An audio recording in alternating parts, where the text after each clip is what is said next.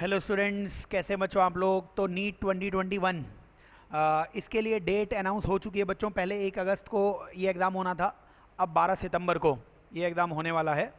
और इसके साथ ही एनटीए ने जो क्वेश्चन पेपर का पैटर्न था अभी तक उसे चेंज कर दिया है।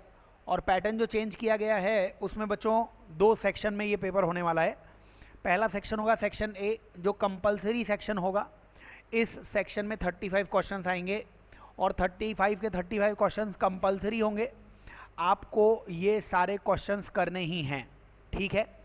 इसके बाद क्योंकि डिफरेंट बोर्ड्स की स्टडी डिफरेंट है और पेंडेमिक के समय में कुछ कोर्स नहीं करवा पाए लोग बाग, तो उसको ध्यान में रखते हुए एक सेक्शन बी भी बनाया गया है जिसमें सवाल 15 दिए जाएंगे। लेकिन आपके बोर्ड ने, आपके स्कूल ने, जो स्कूल में तैयारी नहीं करवा रखी हो, जो पॉइंट्स नहीं पढ़े हों आपने, इसलिए नीट ने क्या किया है, एनटीए ने क्या किया है, आपको चॉइस दे दी है कि आपको बेस्ट 10 क्वेश्चंस के आंसर देने पड़ेंगे। ये जो सेक्शन बी आएगा 15 क्वेश्चन का इनमें से, ठीक है। तो सेक्शन ए जो है कंपलसरी है, 35 के 35 क्वेश्चंस आपको करने हैं। और जो सेक्शन बी होगा इसमें 15 क्वेश्चंस हैं, लेकिन इनमें से आपको बेस्ट 10 जो आपको लगते हैं कि पढ़ा हुआ है हमारा, हमें आ रहा है, तो इन 15 में से केवल 10 ही क्वेश्चंस आपको सॉल्व करने हैं। तो 35 पहले सेक्शन से और 10 दूसरे सेक्शन से, तो कुल मिलाकर ये 45 क्वेश्चंस हो जाएंगे।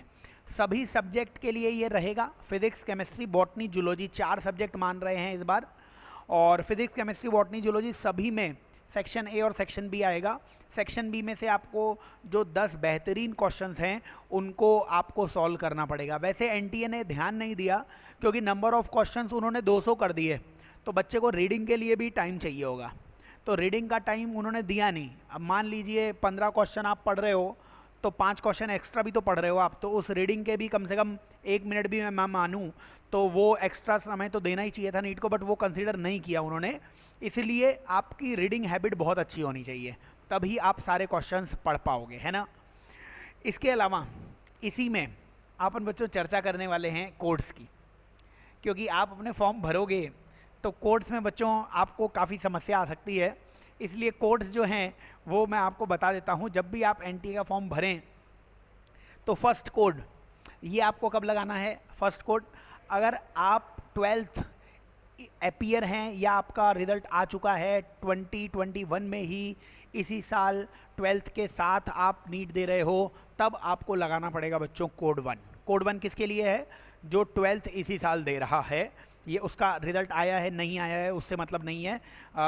जो बिल्कुल 12th के साथ बच्चा है उसके लिए कोड 1 आ जाएगा। फिर कोड 2 बच्चों उसके लिए जो ड्रॉपर है, ड्रॉपर चाहे वो 12th के बाद फर्स्ट अटैम्प्ट हो, उसका सेकंड अटैम्प्ट हो, थर्ड अटैम्प्ट हो, किसी भी ईयर का वो ड्रॉपर हो, उसके लिए आपको कोड 2 वो लगाना पड़ेगा। कोड 3 बच्चों लगाना पड़ेगा।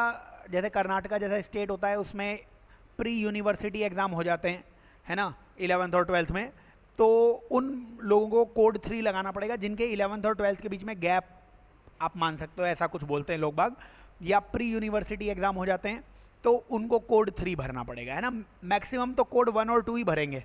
जिस बच्चे ने बायो ले रखी होगी या तो वो अभी 12th में होगा तो कोड 1 भरेगा, और अगर वो 12th पास हो चुका है पिछले साल या पिछले से पिछले साल तो वो कोड 2 भरेगा। कोड 3 ज़्यादा यूज़फुल नहीं है, साउथ में यूज़फुल होगा जिनके 12th में प्री यूनिवर्सिटीज़ एग्ज़ाम होते हैं।